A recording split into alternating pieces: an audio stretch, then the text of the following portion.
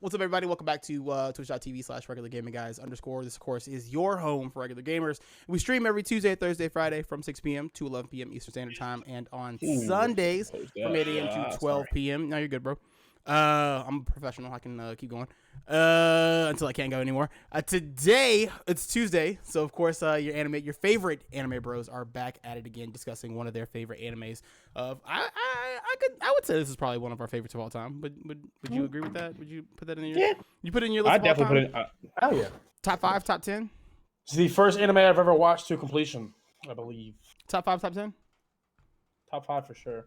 So would you? I have a question for you then. If you say this is one of the very first ones that you ever started to completion, would you say Naruto for you is what Dragon Ball is to me?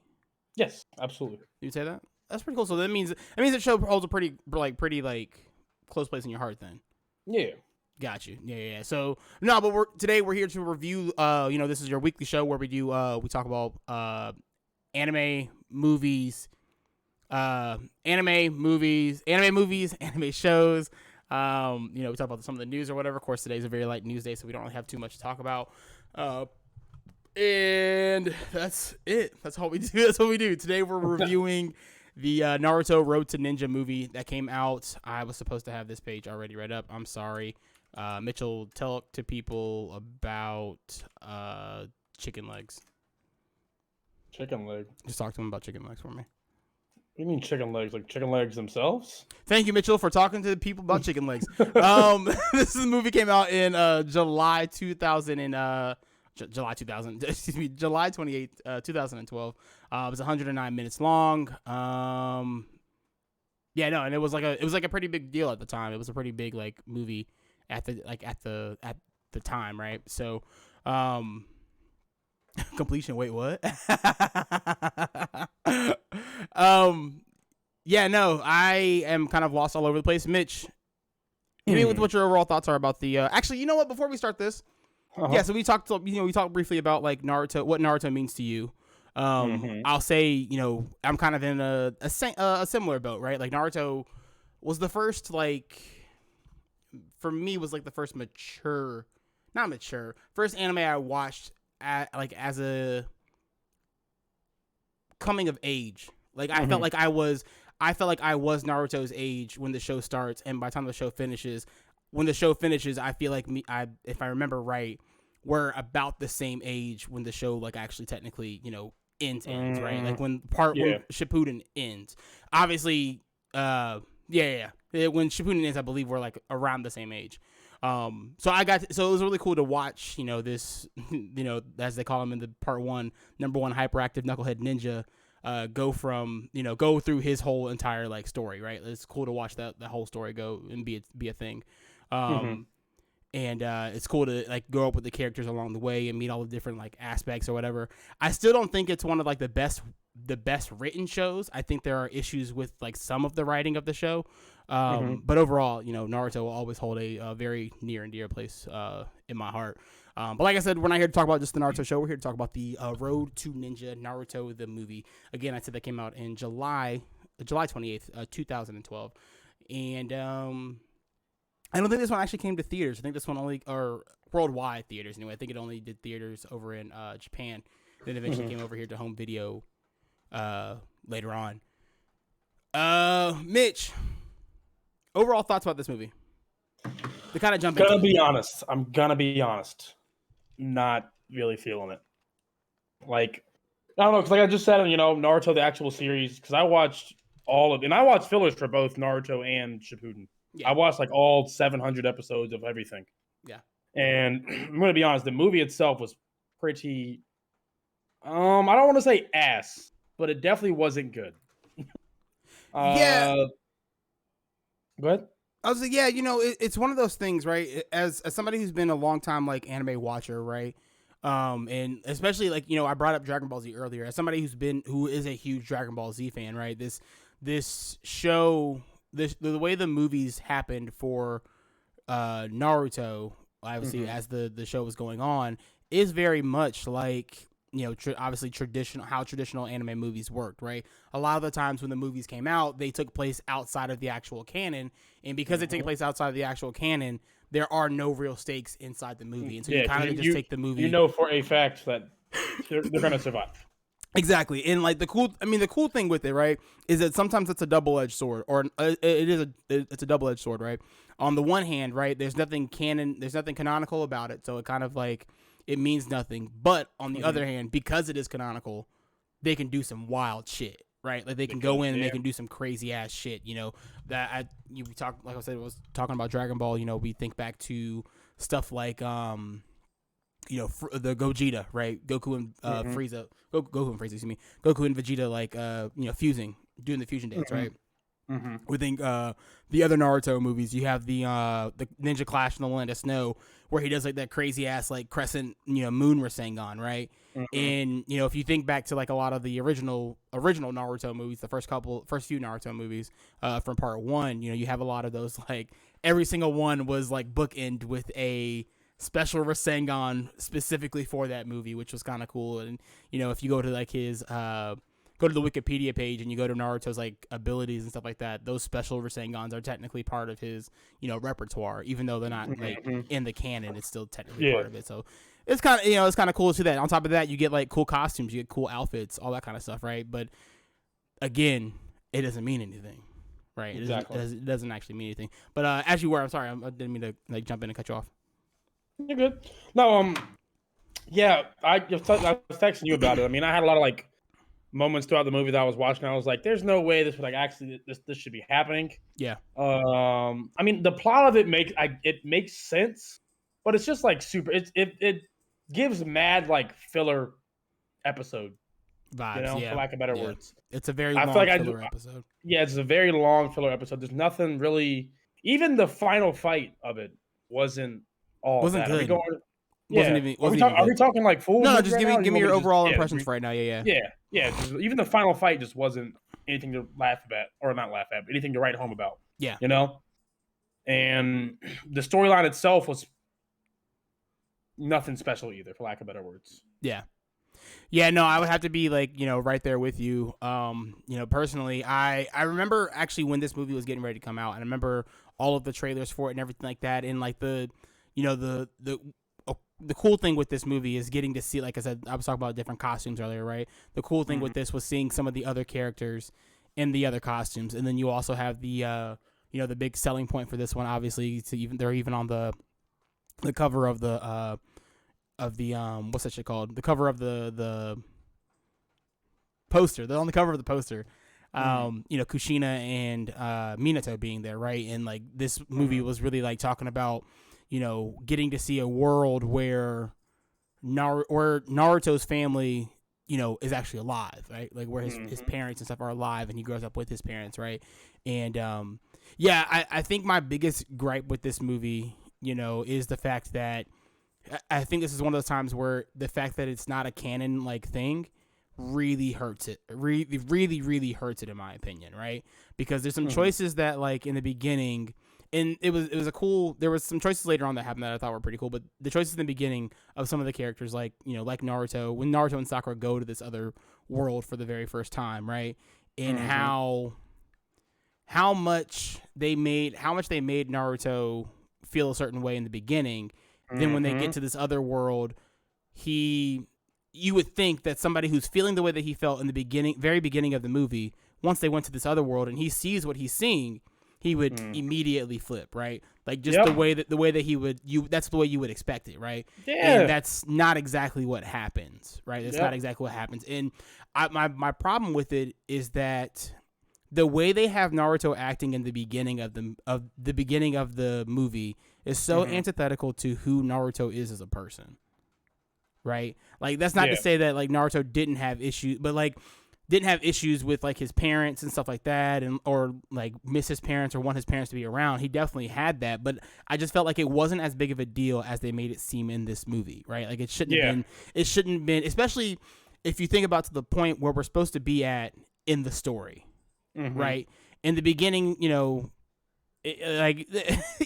especially like where the characters are supposed to be as far as like this is after the pain fight, dude. This is after the pain fight. So Naruto is and that's what really set me off about this. It's like Naruto's already had that conversation with the Minato. Hero. Yeah, he's had the conversation with Minato. that was a heartfelt conversation. Yeah. You could see the emotion in Naruto when he had the conversation with Minato. Yeah. And he's the hero of the Leaf now, and he's acting like people still hate him, I feel like, in the beginning of this movie. Exactly. I get the vibe that, like, because Exactly. he's walking around all sad and shit, like, no one fucking cares about him. Like, bro, you had a whole parade for you when you beat Pain, Yeah. you know? And like, but I mean, to like even further drive this point home, Mitch, you know, there's a moment where he talks, or where there's a moment, the moment where Iruka was kind of like, hey, you know, your parents, you know, you're the son of heroes, right? Like you are the son of heroes. And he has that flash, or the mental flash in his head from when he talked to Minato after the Pain fight, and when he talks to you know, Kushina when he's trying to get his when he's trying to get, like, when he's working with Killer B under the training before the actual war starts, right? Because remember, that's when we actually see the full flashback of everything, you know, and he's in that, like, underground pit or whatever, and then that's when, you know, he has, like, the quote unquote QB mode, right? The basic QB mode, and then he, you know, of course, eventually gets you know, full control later on, but yeah, no, like, I thought it. So with that being said, right, and then thinking about the conversation that him and Kushina have after that moment. Yeah. Right. And how powerful that fucking scene is, right? How mean, like, you want to talk about, like, the Minato scene being powerful, bro? Yep. Like, the one when he talks to Kushina and, you know, he's telling her that, you know, he did everything that she said that he needed to do, and he's going through and he's like, yeah, you know, I don't have a whole bunch of friends. I have one that I'm really trying to get back, and, like, you know, I have kind of slipped up with and, like, it's so beautiful. It's starts crying and everything. Yeah, and he starts bawling his fucking eyes out, and I'm sitting here fucking 17, Bawling 18 years old, my bawling my fucking eyes out, like, you know, this movie kind of dampens that vibe, right? It kind of dampens that feel. No, it definitely does. It negates, it undermines it in a undermines it a lot, dude. in that. And the whole thing didn't happen, and it made me really upset, dude, because I was expecting so much more. But I guess we could just fully talk about it now, dude. But it made me so much more upset when I watched, like, the Akatsuki come in, because that's what drove this home for me. The fact that the Akatsuki were gonna come in and help Naruto out. Yeah. You know, I was like, oh, that sounds pretty dope. With the Akatsuki are the good guys. Maybe there's more. You'll see more of them doing different things in this movie. You know, and they just didn't really. They came in that last scene and they were active for like 5 minutes. They never really commit to anything. They didn't commit to shit in this movie. They don't really commit to anything in this movie. The actual big fight that happens doesn't happen until fucking the last 15 minutes, last 20 minutes. Yeah. Like, I just sat through an hour and 10 minutes of them shitting on the whole Pain arc, shitting on the whole Naruto and his mother and Naruto and his father moments. Yeah. Just for me to watch a lackluster final fight. Yeah. You know? Yeah. I mean, there wasn't even, like, you know, and the thing that I kind of wish they would have went into maybe a little bit more, and I understand that, like, you know, it's a movie. They have, you know, 110 minutes to really kind of, like, drive home the point. And, of course, you're talking about 2012, you know, the anime scene. I personally think the anime scene has moved a lot in these last few years. And, you know, with movies especially, right? Like, I feel like with movies, they try to either make them their own singular thing as far as, like, shows go, or they try to, like, we've started to try to, like, tie them into actual events. You know, Demon Slayer is a great example. Dragon Ball Super is another great example. You know, we've tried to, like, start to meld them, you know, Attack on Titan even, right? Even though the Attack on Titan animated movie was more just episodes 1 and 2 of season 3 kind of mashed together and tied together in, like, a really nice, you know, bow kind of thing. Or shit, even, like, the One Piece movies, right? Like the quote unquote One Piece movies, all of those the special ones have been, like, canon, right? Like, you've got the Cherry Blossom one that tells the story of Chopper. You got the Alabasta one that tells the story of Alabasta. You have the Skypiea one that tells the story of Skypiea, all in, like, a concise, like, minute or hour and 30 minutes. And so, you know, just going back to 2012 is obviously a much different time for anime. And then, so yeah, no, but going back and watching it, like, it is very, it's disheartening, man. It's very disheartening. So essentially kind of what happens is, you know, the movie starts off in a really cool way. They're trying to infiltrate some facility. Of course, you've got all the different teams there. So Team 7, Team 8, 9. I think literally every team. Yeah, every team that every team major from team our generation that you know about. Yeah, from the Naruto generation is there. So they're all there. They're trying to do their thing. They're trying to like infiltrate somewhere, and the Akatsuki shows up, but it's not the Akatsuki that we think they are, because all the members, most of the members that are there at this point are dead. I think it's just Obito and fucking what's the fucking plant guy's name? Zetsu. I think it's just them two left at this point. I think everyone else is dead. No, at that point, yeah, it would just be them two, which is why in the other world or in the actual world, you only see Zetsu and them talking after they turn everybody else back to white Zetsus. So and that's another thing, right? This is prime wartime, right? And it's so weird how it's so out of like. They try to like put it into a moment, but they don't really put it into a moment. It's like, yo, like where exactly is it supposed to be? We got white Zetsus running around here, acting as like Akatsuki members. Like, is Naruto is the war actually over? Or are we just like did we all say, yo, it's a collective pause, collective timeout? It's like the goddamn beginning Dragon Ball Z movies with the Cell arc. Yeah. Just going in between, like, yo, is Cell still sitting at the stadium right now, bro? Like, what's like, you guys we're out here. Gohan's going for a fucking Android goddamn 21. Gohan's going for a fucking school interview, and you're over here. You got fucking Cell. It's gonna end the world in like 2 weeks. Like, Mom, I think we got bigger things to worry about, Mom. I feel like we're not. Yeah, dude. I feel like we should be. We're not really pressing the right issue right now. Is what I feel. But then we get back. So once that mission is done, of course they end up getting everybody, and they end up finishing off all the white Zetsus. They don't find out they're white Zetsus until much later, I'm assuming. Yeah. If at all, right? Because they never really specify to the characters if it's white Zetsus or not. So. Well, no, I mean they say it's white Zetsus because when they kind of dissipate in it. Well, no, they all go like underground. Like when they travel, they travel by doing that. You're talking about the Akatsuki people, right? Yes, the Akatsuki all know that they know that they're white Zetsus. But what I'm saying is, are you saying our team doesn't know saying that they're white Zetsus? Yeah, Naruto and don't know that it's white Zetsus. I misheard you. Yeah. They allude to the possibility of them being clones, but they don't know that they don't know what they are exactly. They just know that a lot of these Akatsuki members are dead, and it's like, yo, why are all these guys back? Why are they back? Yeah, exactly. What the fuck's going on? So after they do that, they complete the mission. They come back to the village. Everybody's excited for them completing the mission. Parents all show up for all the other students, and everybody's like, oh, hey, you guys did such a great job, and blah, blah, blah, this, that, and the third. And this is where my first problem comes into play, right? Because who is it? I think is it Kiba's mom, or is it Shikamaru's Kiba's dad? sister. It's Kiba's sister? Let's keep a sister. But what about him? What about it? Shikamaru's dad's not in it.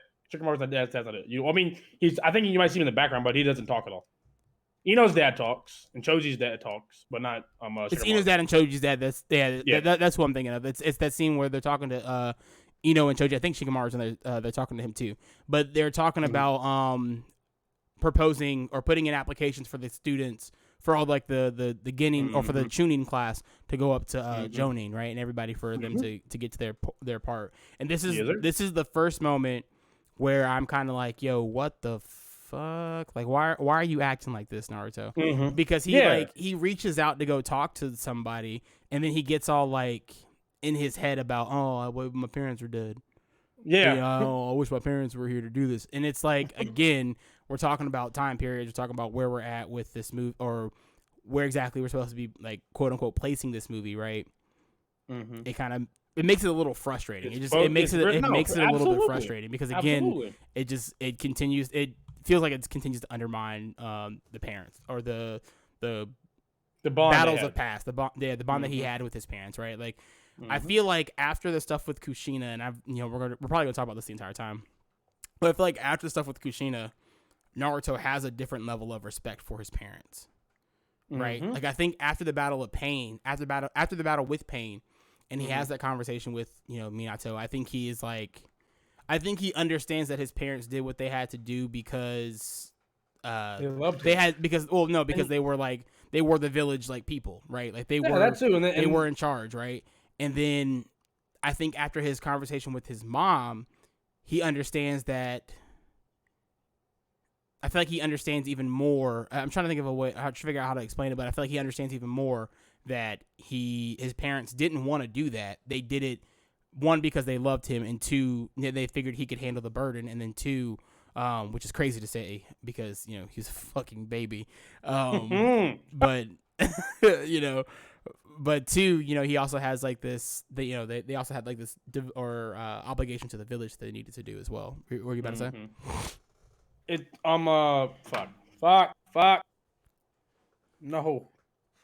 I lost it. Oh, he lost it, guys. Ladies and gentlemen, Mitchell fucking lost it. What a fucking shit show, dude. Anyway, while Mitchell continues to try to get it back, Naruto sits there and gets really sad again about his parents being dead. Oh, okay. Go ahead. Okay.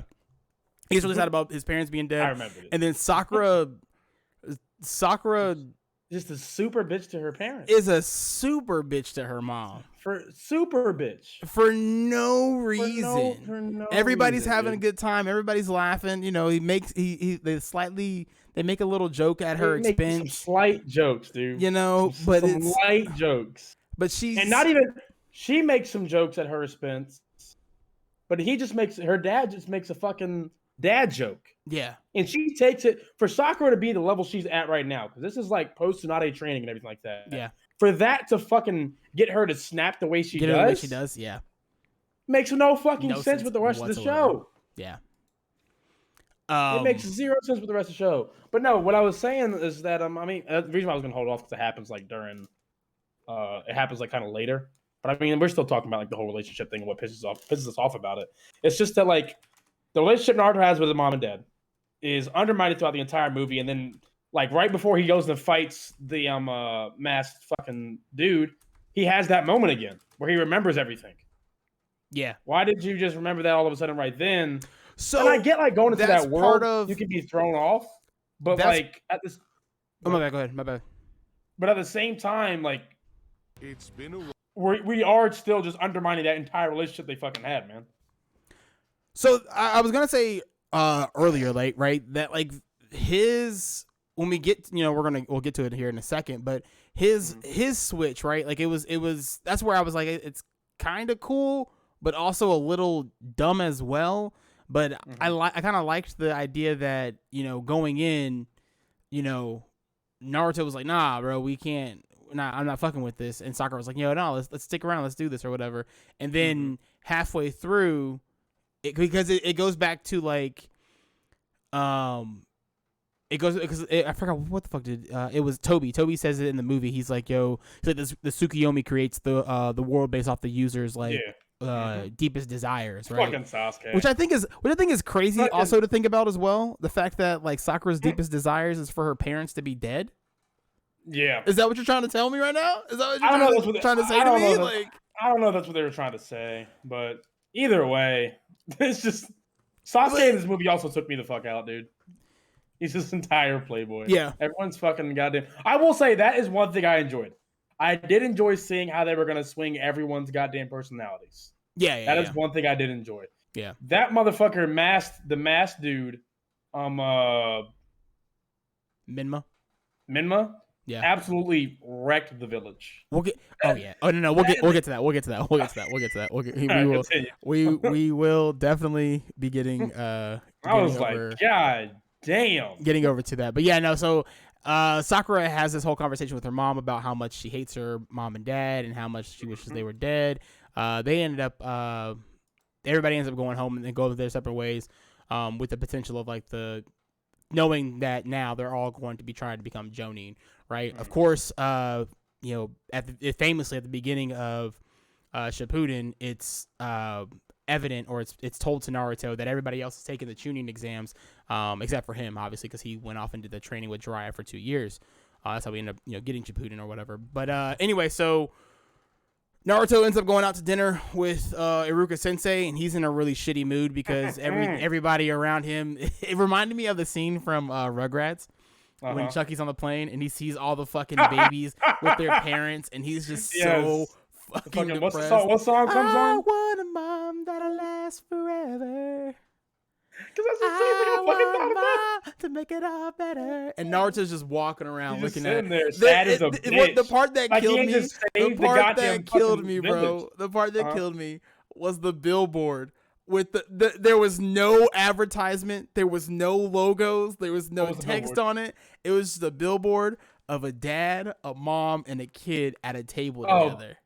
Yep. And they're just smiling, having the grandest of all times. Greatest time. It's like, fucking yo, meanwhile, we get it, okay? We get it. Naruto is going over here depressed. He is sad. Dude. He is sad. And like we've talked about before, it does really undermine like Naruto's growth up to this point, because it was funny because like it was something that I never thought they were ever really going to like. I figured they were eventually going to tackle it. Mm-hmm. But, leading up and like going through Shippuden, I never really thought they were going to like actually like tackle Naruto's feelings about how he felt about his parents, right? And I feel like in the show they did a pretty good job of, once he started to figure out who his father actually was, like they piecemealed it for us or whatever, figuring out who his parents were and what they did to like help save the village and everything like that, and him slowly coming to terms with how everything went down and just being okay with how everything went down, I thought was really was really well done, even if it did take a little bit of time. In this movie, we keep talking about it over and over again, but this movie really undermined that entire, undermined all his growth up to that point. But anyway, Naruto goes to dinner with Iruka Sensei. He's sitting up there. They're sitting in Ichiraku, excuse me, sitting at the Ichiraku ramen shop, having a grand old time. The ramen guy comes up with the ramen, very politely, gives the ramen like normal or whatever. Naruto completely fucking explodes on him for no reason. I mean, it's somewhat of a reason, but not really a reason. No, it's not. They're out of the Naruto spiral fish cakes, and so he puts in minma, which is just marinated, fermented bean sprout. Not bean sprout. Did you say bean sprout or was it fermented bamboo? Bamboo shoots. That's what it was. So Naruto promptly responds, was it just rotten bamboo? And I was like, yes, dude, okay, yes. dude, come on. Dude, we're fucking relaxed, okay, champ. guy, like calm down. He asked Iruka, a little bit before this, he had asked Iruka Sensei if Iruka Sensei would be okay with signing his Jonin papers and putting his Jonin application in, so that way he could become a Jonin. And Iruka Sensei, there's one thing about Iruka Sensei, he's a fucking by the book teacher. He's a by the book. But is he a by the book teacher, Mitchell? Is he really a by the book teacher, Mitchell? Because how did Naruto get his Genin application? Go ahead. Go fucking How did Naruto get his Mike. Genin application Go bro? Fucking How did he get Mike. approved? How did he pass his Genin test? How did he pass it? Iruka Sensei is a fucking what are you doing for me now type of motherfucker. And all that's right? why that was step one of me like, what the fuck is this? Nice! You want some, baby? Same motherfucker who same motherfucker who just saved the village. Like, why is it even that hard of a thing? Give it a second. For him to even get, huh? All right, start over. No, it's like even. I mean, what pisses me off even more about it, Mike, is that he's just the guy who saved the entire village. Yeah. Why is he having a hard time in general? Yeah. Going to tuning, Yeah. Yeah, I don't think you're like, oh, Iruka Sensei's fucking in it. Clearly, he has a goddamn foot in the door. Yeah. No, dude. He just needs someone to submit the goddamn paperwork. And what's funny, right? What I think is really funny about it is like, Sensei even a tuning? How fucking yeah. He's so ass. Like, how is it? What more does Naruto have to learn? What more in the tuning exams that he hasn't already proven by doing what he's done so far? This man knows how many forbidden jutsus, how many S rank jutsus, developed his own S rank jutsu. Like, what more does he need? Come on, dog. What more does he have to do? But anyway, Iruka Sensei tells him, hell no, dog. I'm not signing this fucking paperwork. You're not going to get me caught up. I'm not going to jail. Up, hell no. Fuck that. Naruto then gets really pissed off. He ends up rightfully so. After being pissed off at both Iruka Sensei and the Ichiraku guy. He leaves the That place. was not rightfully so. He didn't No, deserve it. not right. Not at all. But he leaves the ramen shop and then starts walking down the village again. We see that wonderful billboard on the screen, billboard up again of the family kind of just vibing, hanging out, really rubbing it in Naruto's face. Of course, yeah, this is part 2 of I Want a Mom for Naruto. But he walks around, he walks up and happens to hear Sakura yelling and screaming. Happens to just walk past Sakura's house, right? And she's yelling and screaming. Oh no, he goes home first. He goes home. Yeah, Is depressed because he doesn't have anyone to love him. He goes home and does the shit from fucking I Batman Returns, bro. Because I fucking guessed that all of a sudden the village hates him again, and so he goes home and cries about it. All of a sudden, he walks into the house and he's like, "Hello," or "Hey, I'm home," and it's like, "Oh yeah, I forgot. I am home by myself." Come on, dog. Like, come on, dude. He ends up leaving, runs into Sakura. Him and Sakura end up going out to the park. While waiting around at the park, Sakura, before going to the park, Also, Sakura had a huge falling out again. Huge fight with grabs her mom. grabs fucking Naruto's arms. So let's go on a date. Fuck you, Sakura. All right, stop using our boy. Okay, Yeah. No, she make does yourself fucking feel better. She does a lot of that. She does a lot of that. Sakura does a lot of using our boy to. I think that's to get reason what why she wants. a lot of motherfuckers hate her. That's because that shit right there. So How she plays this man.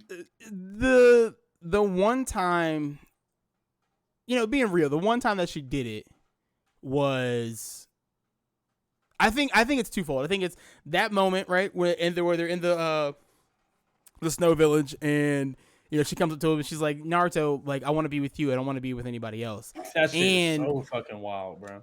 And the scene in the part in part 1 where she asked Naruto to bring Sasuke back, like knowing who I feel like it's a matter of knowing who Naruto is. She really does take advantage of his kindness sometimes. Absolutely. And she talks to him fucking wild. In my notes, I was talking to I wrote down for this scene, for that scene specifically, where they're talking about. Hold on, let me find it. Good.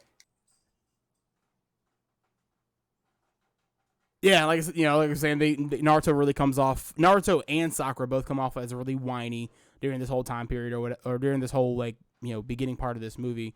We get through that. We go to where are we at? We just had the park. We get to the park. Comes through, or fucking Obito. Fake Madara. At this point, he's Madara. Madara shows up. He comes in, and this is another moment, Mitch, where I was like, "Yo, bro, where the fuck are all the sensory ninjas? Where the fuck are all the?" Don't we have a chakra thing set up where if somebody else's chakra comes in and there's no way he just got in without anyone noticing. Without anybody noticing, right? There's no way. He's been there so many times now. You guys don't have a sense of his goddamn chakra? Way too many fucking times. But anyway, he shows up. Naruto and Sakura try to jump him. Of course, they can't because of his illusionary jutsu. He then throws this white ball up in the sky. The white ball then blinds Naruto and Sakura, and boom, boom, boom, whoosh, whoosh. We are in another fucking world. So we're in this other world. We're in this, but we don't know it's another world just yet. Things aren't exactly. We don't know things aren't exactly as they appear. We think that everything is still the same. As we start walking, or as we start to run to go tell people about Madara that he was here, the rest of the world's fucking crazy. To find out the rest of the world's fucking nuts. Hinata's fucking insane. Hinata's team. Was it Hinata, Ned, or not Neji? Excuse me. Hinata, Kiba, and Shino. Yeah. Hinata, Kiba, and Shino all show up right outside of the park where everybody was hanging out, or where Naruto and Sakura were hanging out at. They show up. They're there. They're like, "Yo, hey, Naruto, Sakura, what the fuck are y'all doing over here in the park all by yourself at was probably 9 o'clock at night, 10 o'clock at night?" And Naruto's like, "Yo, we got to go find Madara. We got to go find Madara. He's around here somewhere." They're like, "Yo, bro, what's a Madara? Who is that?"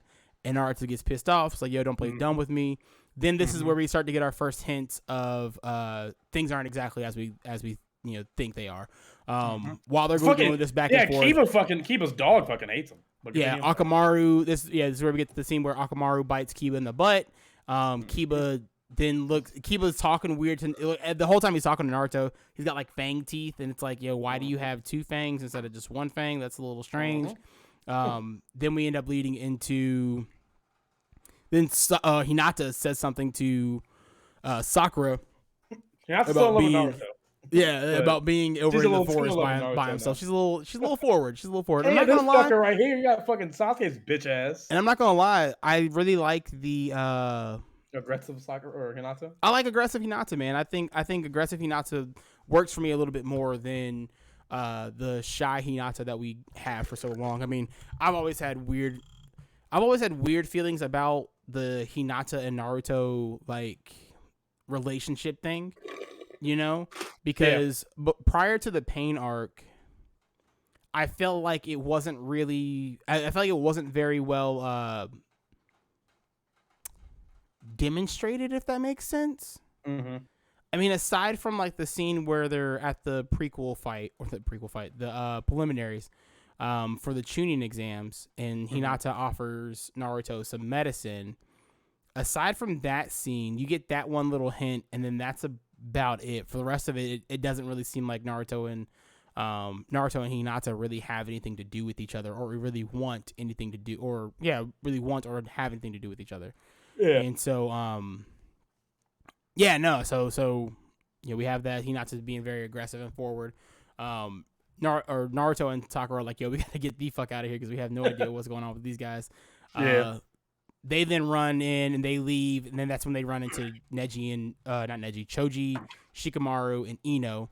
They're all being weird as well. So essentially, this world that we've all gone into has become everybody has become the inverse of themselves, right? So you've got Hinata, who goes from not being outspoken to being very outspoken.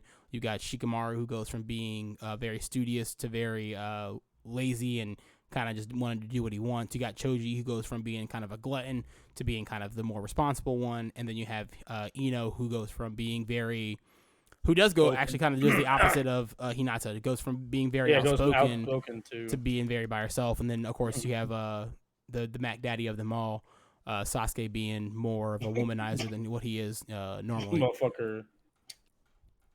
That shit had me fucking going, because at first I really thought he was just fucking with Sakura. Yeah. And then later on you see the scene where he fucking just has his moment where he's like fucking with the other girl, and you find out he's a whole playboy in general. He doesn't like Sakura. What the fuck is this? This is also where we find out what's going on. We slowly start to find out what's going on with Naruto and Sakura's characters in this world. Naruto was not named Naruto in this world because I believe the relationship between Minato and Jiraiya wasn't as close as it is in our world. So Naruto's actually his name. Well, no, it's still close. He still considered him like his partner and everything. I think it's just literally just a different name choice. I don't know why they don't really like allude to why the name choice is different itself. But I don't think it's that. Yeah, but like I mean, close. The way he said the only two people who can break the seal that he has to get later on in the thing. I think it's just because he's not dying. I don't know. Maybe the name means something differently because Minato didn't die. Well, the reason why I say I feel like they may not have been as close, right? Like I feel like they definitely still have that master student relationship, but I feel like the reason why they weren't as close is because Minato in this world isn't as outgoing and as like goal oriented as the Minato in our world, right? The Minato in our world wants to protect everybody, wants to keep his team safe, wants to kind of break the Shinobi Code. The Minato in this other world kind of sticks to what the Shinobi Code is, sticks to doing what the Hokage says, what Tsunade says, and only doing what Tsunade says. Doesn't really talk out of line, that kind of stuff, right? And so of course this is kind of like maybe a headcanon type deal where I'm kind of like inferring my own thing, but that's where I kind of get that from, right? Because Naruto's name, he even says he says it in the movie, we've seen it in the show. His name was picked by his name comes from Jiraiya's book. And Jiraiya's book was loosely based off of, I believe was like he used Minato as like kind of the example in his book, if I remember correctly. Not based it off his life, but he kind of used Minato's values and opinions and morals. I mean, it's a combination of people. It's a combination of him, Nagato. What's the other? What's old boy's name? Not Yahiko. Not Yahiko. Matter of fact, hold up. Wait. I got you. Give me a second. Yamato. Is it Yamato? Yeah. Yamato? It doesn't give his fucking name. It's not It Yamato. just says Pain. Fuck, I cannot remember his name. Just fucking say Pain. Yeah, the dude that's Pain's body. Pain's body. Person. Pain's real body. Pain's real person. Well, Pain's real body is Nagato. Wait, no, Pain's real body is Nagato. Well, that's his. His body himself belongs to what's his name? Is it Yahiko? I want to say Yahiko. Why the fuck doesn't it name it in the game? What a dick! Yahiko it gives sounds his old right. form. It gives his form from back then. And the book has a sexual scene apparently. Yeah, you're talking about the Make Out Paradise series. Yeah, that's hilarious. But anyway, Naruto says that's where he gets his name from, right? Is Jiraiya's story, and Jiraiya's story was based off a bunch of different heroes, et cetera, et cetera. But in this world, he's named Menma, and Sakura's parents are actually the heroes that died during the Nine-Tailed Fox attack. Oh man, I got a hiccup burp, bro. Yeah. Ooh, excuse me. So pretty much what happens is everybody kind of gets what they want in this world, right? Sakura got to kill off her parents, and Naruto got to bring his parents back from the dead. And this is like another spot where I kind of start to have issues, or I have more issues with the movie, is because we did all this like, damn, I wish my parents were alive. Damn, I wish my parents were alive. Damn, I wish my parents were alive. And then like for us to go into his parents are fucking alive. His parents are alive. Bitch ass runs away from it, and he acts like he's too good for it. Now they do try to kind of explain it away by saying, well, he knows that like this could potentially be a genjutsu, and he doesn't want to get trapped in the genjutsu. But still, for like as hard as he was sad and pressed about it, yeah, I wasn't expecting him to kind of like flip as much as he did, right? Or flip as easily as he did, or I said that wrong. I was expecting him to flip easier than what what it actually was. That being said, I did actually really enjoy the part where when we realize that things aren't exactly how they should be, and Sakura's like, let's stay, and then as things progress, Sakura starts to realize, maybe I was being a little bit of a bitch to my parents, and then she wants to leave. But she sees how happy Naruto is, right? Because she gets to have gone through what Naruto has gone through, right? And this is another, again, like this movie just does so much of counteracting what the show has already set up and what the show has already done. I feel like Sakura in Naruto's generation, like Naruto's group, understands what Naruto went through. Like they get it. They get what Naruto goes through, right? Already got it. And it's even to the point, right, where I wrote it in my notes. It was at the point where, like, before they go to the other world, right, and Sakura's complaining to Naruto about her parents, and she says the line, "I just, you're so lucky, Naruto. Your parents should have been, your parents are dead. You don't have to worry about them or whatever." And Naruto kind of like snaps at her and kind of puts her in her place or whatever, right? Mm-hmm. And it's kind of like, this is something that Part 1 Sakura would say, not Part 2 Sakura. Yeah. Exactly. Somebody who is pre-Shippuden Sakura would say. Yeah. Part 1 Sakura would all the battles they fucking had, fucking the pain art, everything that's fucking happened up until this point. Yeah. She wouldn't act that way. She wouldn't say that or do that, right? And so that's basically what this whole fucking go ahead. That's what this whole movie was, pretty much. A big old fuck you to the previous 250 episodes. And which kind of sucks, right? Because the concept of this movie, right, sounds dope as a bitch. Is kind of cool. And I was sitting here watching and I was like, they could have put this in the show, and this could have been a really dope line through the show. Mm-hmm. Like this could have been a really dope storyline through the show. Mm-hmm. They're trying, cause obviously, everything in here makes sense, right? The reason why he Madara, quote unquote Madara at this point, right, puts him inside of this genjutsu to begin with, is because he's trying to capture the Nine Tails. It's like this. He's still on his path to capture the Nine Tails. He's just going about it in a different way. But and I feel like doing that also would have gave us more time to breathe with like a lot of like the other characters and a lot more time. It would have felt more, I guess impactful. I guess is the word that I'm looking for. Because like I said, I like the idea. I just don't like. I really don't like the execution of this movie. Yeah. Dry got the name Naruto for the character while he was eating ramen. One of the ramen's toppings is naramaki. Yeah, that's the fish cake, right? Where Jiraiya got the character's name, yeah, Naruto. Just Google it. Sakura was acting stupid. She was drinking the stupid juice in that moment. Didn't have an episode with an alternative. Didn't they have an episode with an alternative Sasuke getting teleported to our universe? Sasuke or Sakura? I know that around the time that this movie came out, right, there were a lot of, like, they have, like, a whole Road to Ninja, like, section.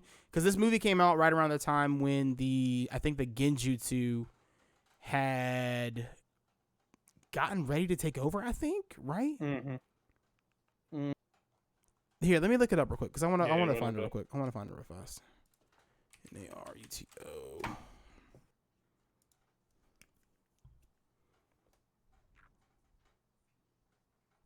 Yeah, I don't think it's gonna show me the actual. The entire movie essentially was a fuck you to the previous 250 episodes, and then turns out. I mean, do you want to finish your synopsis about talking? Yeah, we can keep going. Yeah, we can go on. Okay. We were at the part with We were at the part with the I mean this whole like section where everybody's kind of like just vibing and hanging out. It's like the next hour of the next 30 minutes of the movie, you know. You're seeing everyone's personality, so yeah, you're kind of just going through seeing everybody's personalities. They're trying to figure out where they came from. Yeah, and then during this time period, you also have fucking Madara, quote unquote, going and talking to this masked character that we have no idea who he is. We just know he's a masked man. But if you listen really hard, if you listen very fucking closely, really hard, use complex context clues and listen very closely, you can tell that it's fucking Naruto. You know exactly whose voice it is. But right now, Naruto's just or their version of Naruto, Minma, and he's just fucking evil for some reason. They don't really allude to why he became evil. Yeah, they don't explain why Minma's evil at all. Well, I guess they kind of do. Is it because he has a tail beast? But not really. Because that's and they don't do it, Mike. Because if they did, fucking what's her name? Kushina and fucking Minato would have had a way different reaction to seeing him. But like, they just plop him in there and everything's cool. So they really don't do a good job of explaining why Minma's out where he is right then and there. Unless that's just like some type of glitch in the goddamn Infinite Tsukiyomi. A glitch in the Infinite Tsukiyomi, you know? Well, this is also a jutsu, like a test jutsu that he was. That, I know. He says it is. But still, I mean, they don't explain that at all. It's not necessarily needed to be explained because of the fact that, you know, it is a fucking basic movie. But yeah, so that happens while Naruto and Sakura are discovering what everyone's like now. He's telling Minmo, or the masked man, to pretty much just get all the tailed beast and fucking get super strong so he can take down Naruto and everyone. Which also blew me, Mike, because the final fight that they have, for him to have been as strong as he is, Naruto works his ass pretty much when he brings out Kurama. But we'll get to that in a second. Oh yeah. We get to the point where I'm just going to flash forward. Actually, no, we'll talk about that.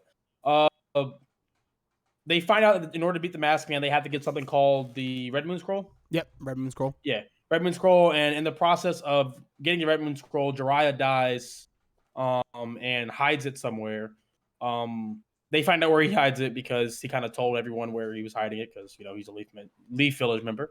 He tells everybody, Naruto and Sakura decide they're going to go with Minato, Kushina, and this is when you meet fucking Guy and Kakashi. I will say that one's kind of funny, seeing Guy and Kakashi's goddamn, how Guy's no longer like... Oh, yeah, like, man. Seeing the flip for seeing the flip for everybody was really cool, right? Like, it was really...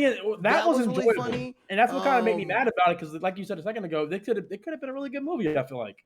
But it was just... Who was it? Neji and Lee. The Lee moment fucked me up, dude. That shit was so fucking funny. Dude, Lee's having fucking... What's her name? Ino's... Tintin's goddamn fucking undergarments on. Undergarments on, dude. Them just being really fucking weird. watching each other, watching people Neji, through the bathroom. Neji trying to watch Neji watching people through the Bakugan to fucking yeah. watch people through the walls, dude. Either way, so now at this point, Minato, Kushina, Kakashi, Guy, Sakura, and Naruto are all trying to go get the scroll. Nothing really of importance happens during that, except fucking Kushina trying to save Naruto, and this is kind of when Naruto starts to come around to the idea of like, oh, his parents are actually, good people. These could be his actual parents. This could be his actual parents. Yeah. Yeah. Still fucking a shitty ass way for them to go about this, but that happens. And then Naruto, after that moment, Naruto accepts them as his family. What was that? Never mind. He accepts them as their family. And then pretty much the final fight happens. Because Minma ends up coming to fucking the village trying to get the Red Moon Scroll because they retrieved it successfully. And he decides that he wants to scroll now because he heard from Madara that's the only thing that can stop him. And he tries to go to the fucking village to get the scroll and pretty much just pains the village. Whoops up on everybody. Yeah. He blows the Hokage's building up. Yeah. And then he pretty much just fucking drops a massive a nuke. Drops a fucking nuke on the village, bro. He just sits there, pretty much it's a tail beast bomb, but it's a Rasengan version of a tail beast bomb. And I was like, what are you getting at here, bro? Because like you dropping that on the village, aren't you gonna destroy the very scroll? Because clearly the scroll's not that powerful. Haven't got the scroll. The scroll's not that like some kind of powerful thing because Mima cuts it, with the basic ass kunai. With the basic ass kunai, right? But yeah, he drops the goddamn nuke on the village and the whole village. That had to have been so many casualties, Mike. Oh yeah. Oh yes. It's like, dude. Yes. Oh yes. How is everyone? 90% of that village is dead. It's gone. That village is gone. 90% of that village is dead, dude. It's gone. And everybody people were sleeping. Everybody is acting like it's all cool. Like we're cool. Hey man, we just gotta figure out where he's like. We gotta figure out what's going on. We gotta figure out where he's going. We just gotta, But yeah, so that happens, and then Naruto decides to finally go and settle the score with fucking Minma. This is after he has a moment with his parents. This is when he has the fucking aha moment, like, oh yeah, actually, you guys are actually my fake parents. It kind of full circles, and he's like, I don't have time to be here with you guys. He says that he wants to go fight his. Oh, I mean, and this, is kind of a pretty powerful moment. I mean, I'm a sucker for any time they do this stuff with his parents. I did feel like it was kind of like, what they call it, Black Nine Tails. I mean, that's pretty much what it is. It's like he's like the negative Nine Tails is what he has. Oh yeah. You know what they call it though? I'm not sure. I don't see anything on this page about it, but what's I about to say? Either way, that's funny. I will say this: Naruto with fucking black hair, kind of dope. Oh no, Minma's design was really cool. Minma's design was dope, and then fucking seeing the Sharingan in his eye when that happened, that was pretty dope. And that was one thing that I remember being really excited about for this movie is they had teased Minma some, if I remember right. They had teased Minma some, and the original rumor mill was talking about how this show was going to be a dichotomy or a inverse of what Naruto was, right? And I thought that was going to be a really cool concept. It was going to be inverse of what Naruto was. So it was going to be, Naruto grows up bad and Sasuke ends up growing up good, right?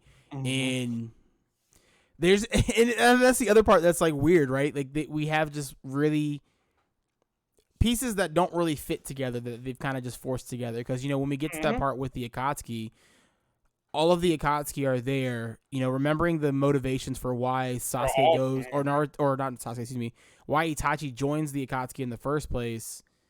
Yeah, it's no longer are the technically Uchiha wouldn't dead? Be a threat. Yeah, because they didn't say that Uchiha were dead. I mean, Sasuke's now safe. That was his whole reason for murdering his entire clan. Yeah, was to protect fucking Sasuke. Now Sasuke's safe. Why are you in the Akatsuki? Yeah. But anyway, Naruto has the moment with his parents where he's like, "Oh yeah, you guys are fake parents. You guys aren't real parents. I gotta get out of here." He grabs the Hokage cloak, which is the fourth Hokage cloak, which is fucking so cool. He does the whole They do the whole flashback with everything and fucking. Always a beautiful moment. It was a really good moment. I did feel like it kind of went on long in the tooth because it's like all right, bro, we've seen this. I've seen it, bro. We know what's happening. You know, we know what's going on. But hey, you know, it was still a fun ride. You know, nevertheless. Anyway, he goes to try to because the masked man kidnapped Sakura, so he goes after the masked man to try to save Sakura. While they're fighting, the masked man comes in and works the masked man, doesn't he? Who does? Naruto. Yeah.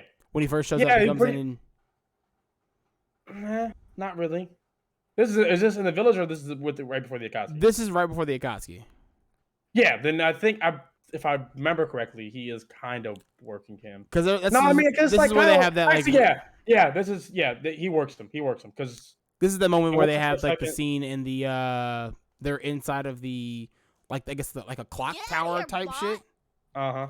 Yo, Office Nike, thank you so much for that follow, big dog. Yeah, welcome to the family. Appreciate it. But yeah, no, this is where like they're fighting in the clock tower and everything like that. You have the something fell. I forgot what fell. So I think it's like blood dripping somewhere. They have that whole back and forth, and they have that whole fight, and then because he tries to do the stage. No, the clock shit happens before the Akatsuki or after the Akatsuki show up. So he gets there because I remember now I know what we're talking about. He gets the spot, and what happens is because this is when I texted you, and I was like, "This motherfucker really thought he was about to fight the Akatsuki and this masked nigga." He's about to get fucking put in the ground in 6 seconds. Oh, Naruto? Yeah. Oh, no. Yeah, Naruto was going to get That's the whole Akatsuki team. Yeah, that was all 9 members. Hey, look, look, life is all about having some false sense of self-confidence, bro. Naruto thought he could do I'll tell you what, he had the most I've ever seen on a person. He thought he could do it, That motherfucker was like, you brought some reinforcements. Nigga, he was dead. Yeah. He was dead. But no, so they end up coming through, and then they end up fighting the 9 summonings that Naruto or Menma ends up creating, which turns out to be just different pieces of the Nine-Tailed Fox, which I thought was a cool concept. I thought it was a cool idea. It was a cool ass concept. Yeah, to break it almost begs the question: why didn't Naruto do that before? Why didn't he do that to break it down? Why weren't we breaking up the Nine-Tails before? Hey man, let's just say he was fucking panicking. He was stressed. All right. Also, this is Infinite Tsukuyomi. Maybe it only happens in this Infinite Tsukuyomi world. Maybe it's not a real thing that can happen. That could be a thing. That could be a thing also. That is one bullshit thing about this movie that they kind of just write off. That anything that's out of the question, they can just say, "Oh, it's an impartial Tsukuyomi." So hey, it's just Genjutsu world. Genjutsu world. You know? But yeah, so they all show up, and then you see the Akatsuki fight because each Akatsuki member ends up fighting one of the goddamn tails. And then that's when Naruto. What's up? Yeah, the Akatsuki show up. Akatsuki are led by Itachi in this world. Again, why did he leave? Why did he leave the village at this point? And he has the fucking thing scratched off the top of his helmet. Well, wasn't it just? Yeah, wasn't he just good enough to be a fucking headband? He would. Yeah, he'd just be a normal headband. Be a police officer. And I did appreciate how he was about to work Obito. Oh, and Obito was like, "Yeah, nah, fuck that, bro." Yeah. I was like, "Oh, hey, one thing we not doing in this, one thing we not doing here." How big this world is? Like, I'm not handling that. You got it. He was. I love it, bro. That, dude. I love the idea that Itachi, no matter dead, alive, like as a child, like he's just there, bro. He's just that guy, bro. He stays being that guy. But yeah, so pretty much they save Sakura because the reason why Naruto ends up going to fight him in that immediate moment in the first place is because Menma captures Sakura. Yeah, and she's so useless in this goddamn. It makes me mad because I try to be a Sakura fan. And this is another point where I got upset, right? Yeah, because she actually initiates the fight with Menma in the village. Like she goes in and she immediately gets like overpowered. And I'm like, immediately overpowered. And I was like, I'm gonna keep it a stack. She's not that ass. Okay. Yeah. She's not that ass, dude. She has 1,000 healings. This is post pain arc. Okay. This is so actually I found the episode, right? I found the episode where this is exactly. This is in the middle of. So that I guess that would kind of make sense why she didn't do it because it hadn't been revealed yet, right? But fucking, it's a movie. We could have done it. This happens right before or right after Naruto gets his Kyuubi mode, and all the dead people start to come back to life. I know for a fact it was right before he got his Kyuubi mode, so I was kind of mad with how they fucking did the infighting.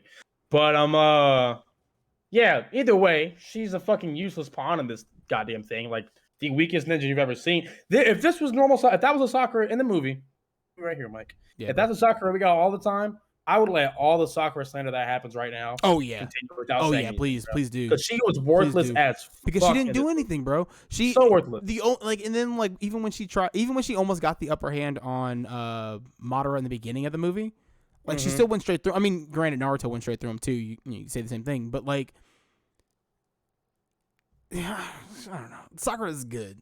She's underutilized. She's very underutilized in every way, shape, or form. She's very underutilized. Absolutely. But either way, she gets captured. That's why Naruto ends up going out there. He ends up, the Akatsuki come out. They fight each one of the tail beasts or each one of the tails. Yep. And also, I was under the impression that Minma has the power of at least the two tails. But yeah, the two tails. Because remember, because he captured it.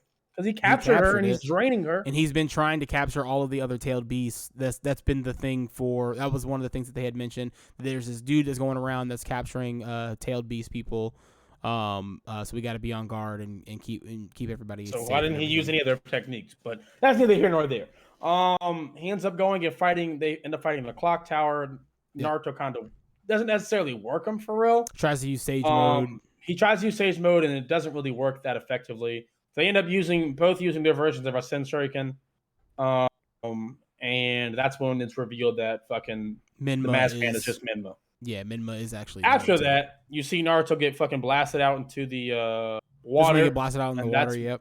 Yeah, and then you see Minma become, or summon the Nine Tails pretty much. Well, this is the part that I really didn't like, okay?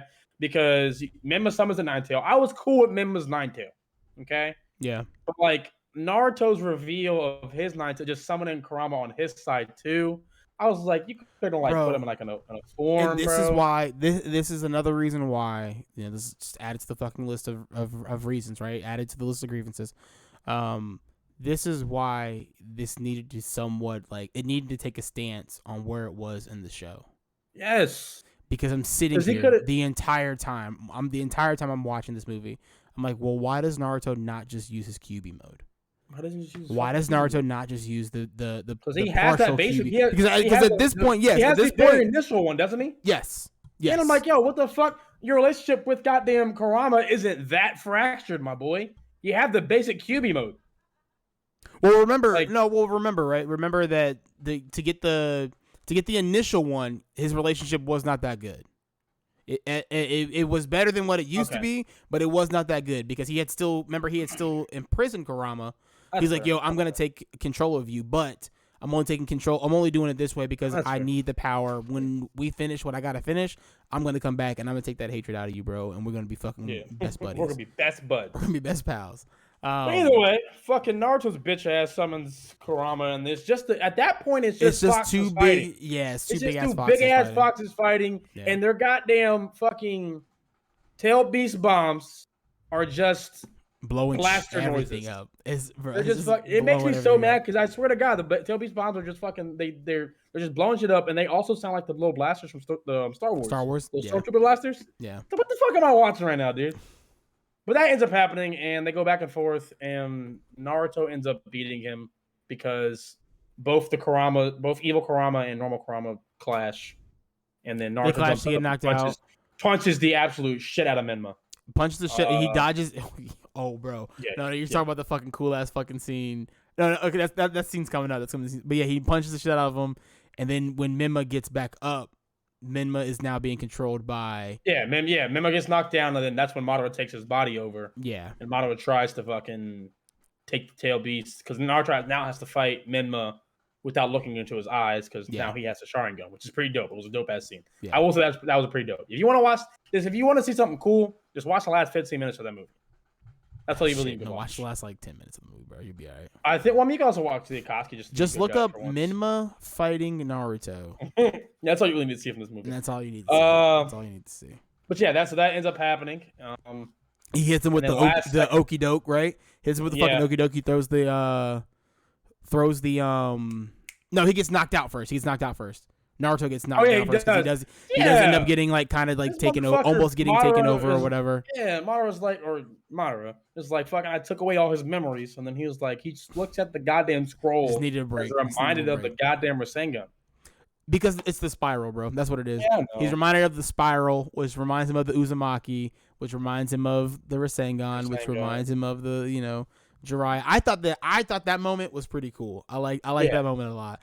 Because then, it has the flashbacks to him learning the Rasengan throughout the years. And then that was a cool moment. At that moment, I was like, yo, they need to redo Naruto Part 1 in that style. With that style. I think that would be so cool. That would be dope. Even if they just did like... the best hits, like a Naruto Kai, like the best hits of it or whatever. That I think that would be so freaking cool. Yeah. So that ends up happening. But Madara's not controlling or fucking Obito. Stop saying Madara. Obito's fucking controlling his body at this point, and Naruto gets up after fucking seeing the spiral. And what does he use? He uses the Rasengan. Right? He used the Rasengan. This is where it gets kind of weird though, because I was like, he's got the Rasengan, and then like he goes and does like if you remember the scene when the Masked Man and Minato are fighting. Because Obito knows this move already, nigga. Why are you? No shot in hell he's getting hit with that shit. I know that first time fucking hurt him.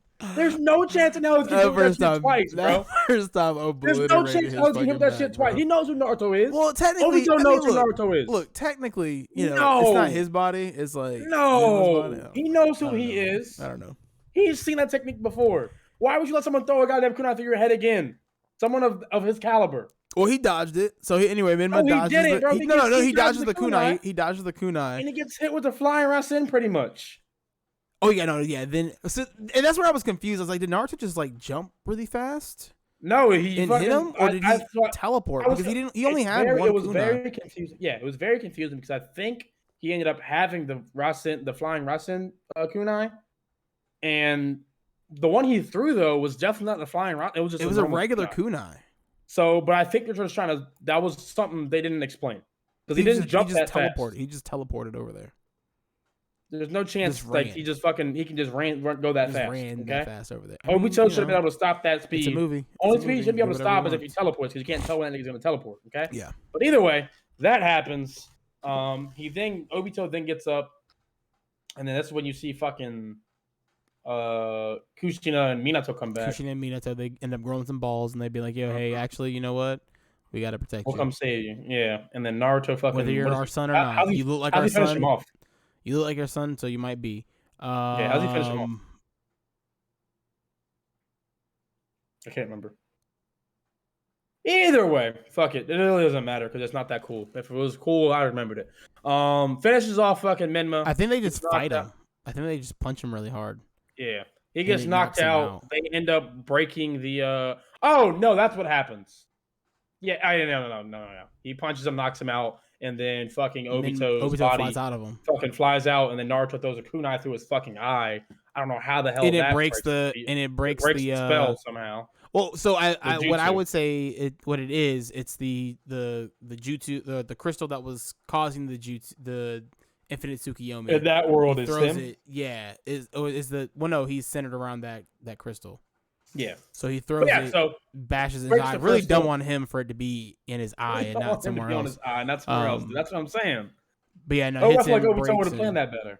Yeah. But either way, that happens, and then you pretty much movie pretty much ends. Nothing else after that happens. Everyone's just like, oh, everybody goes back to their reality. You see Sakura go home and is like, I love my parents again, like some Disney Channel bullshit. Okay. And then what's really Naruto, bullshit. What's really bullshit about this part for me, like the ending, like I feel like the ending is the most egregious because then that shit wasn't Spider-Man No Way Home themed for Naruto when he was running out. I was like, that's what that looks like to me right now. At the end of Spider-Man No Way Home when he's fucking, you got Tom Holland fucking just webbing around. Oh yeah. I am Spider-Man. I was like, what the fuck is this, dude? I'm Naruto and I'm a ninja. Yeah, bro. When he said that, I was like, I'm glad this is over. I was like, I can't do that. Dude. No, it was the moment where they're in Tsunade's office after all this has gone down. They're reporting on what the fuck is happening or whatever. And Tsunade is like, fucking White House over here, fucking sweeping shit under the rug. Yeah, let's not say anything to anybody about this. Let's not say anything to anybody. Don't want to scare the people. Yeah, it was a little bit of fault on my part. I kind of let a couple of the fucking security guys go out for the night. They One get of some them's drinks, kids turns you know? 2. I wanted them to celebrate the birthday with his kids and everything, and it is what it is. Maybe let a moderate 2 in here. Who knows? Who knows how many we're gonna let in? Yeah, no, that part really irritated me for some reason. Even though I knew it was like the movie and I knew it wasn't like part of the actual canon, it still pissed me off. But yeah, no, that's it. That's it. Then that is Naruto. That is Road to Ninja Naruto the movie. One of the most hyped up movies, like for me, going into it, and then to be one of like the biggest, like most one of the most let down movies of like all time, right? Biggest letdowns in this movie. It is available if you want to check it out for yourself. You can check it out over on Crunchyroll. Of course, you just go on over there, look that up. I was gonna say use promo code RGG, but we don't have a promo code for Crunchyroll, so yeah, there's that. RGG give us free stuff. Crunchyroll, just give us free shit. That's what I wanted to look up real quick. Was the I said RGG? I'm weak as a bitch. RGG give us free shit. Naruto Road to Ninja.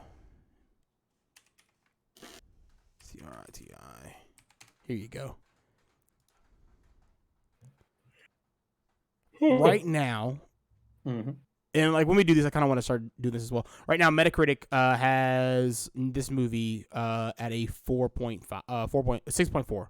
And I would have it at a fucking 5. 6.4 out of 10. No higher than a 6.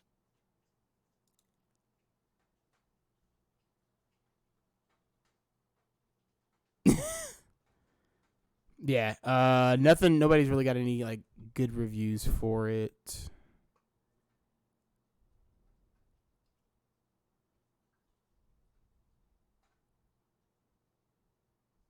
Yeah, I would say it's one of those movies where if you want to go in for like a good time, like just you want to kind of just throw some shit on and you want to like be in the Naruto world, because that's one thing that I really enjoyed about the beginning of the movie, right? Because you have the whole beginning of the movie starts off with like the scene with Kushina or with Minato going to save Kushina, and then taking her back to Naruto, and then Naruto taking her back to Naruto. And then him going and fighting the tail beast, and like that whole like moment, I remember being in that moment, like and watching that actual fight and stuff happen, and how exciting that was, right?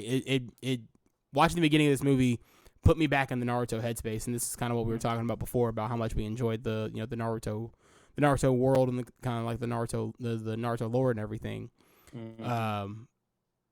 Yeah, no, it was really fun to be back in that space, but not like this. Not like this.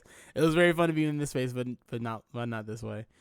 Mitch, any final closing thoughts on Naruto, Road to Ninja, Naruto the movie? Nah, dude, that was a solid 6 out of 10. I would not. It's not a movie that I would even tell people to go watch for real.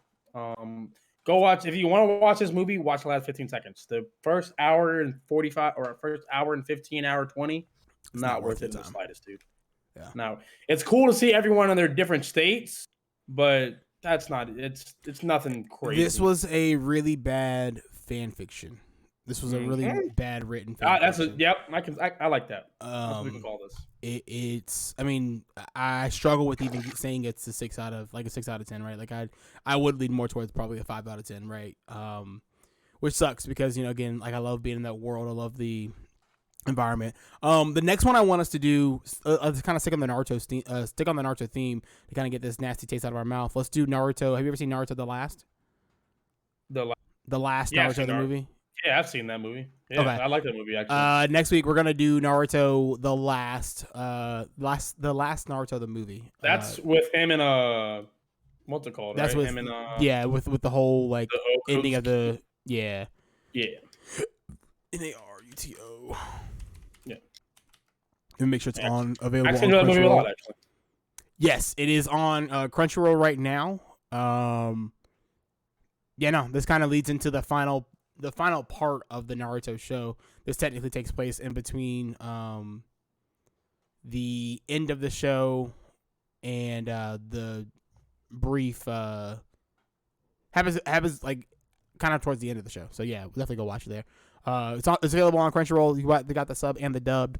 Of course, we're gonna be probably watching the dub. This is a almost 2 hour movie. It's 1.5 hours, and from what I remember, it is a fun ride.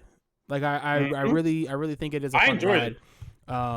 I think some of it has to do, right, Mitch, with the fact that it acknowledges the fucking actual storyline. It acknowledges what happened in the show.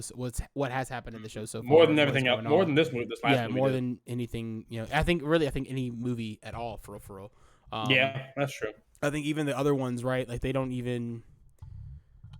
I think the most they acknowledge from the show is the fact that Sasuke is no longer with them. That's kind of how you determine where the movie's at, right? There's even one of the Naruto movies where Sasuke's in the movie with them, which was a big deal. I remember that one. Yeah, but it was like, how do you explain them not being? Yeah, it's another one of those weird canon thingies. But as always, if you like this, definitely leave a comment, leave a thumbs up. All the good stuff. Subscribe to the channel and YouTube. We'll talk to you later. Twitch, we got some more games to play. Deuces.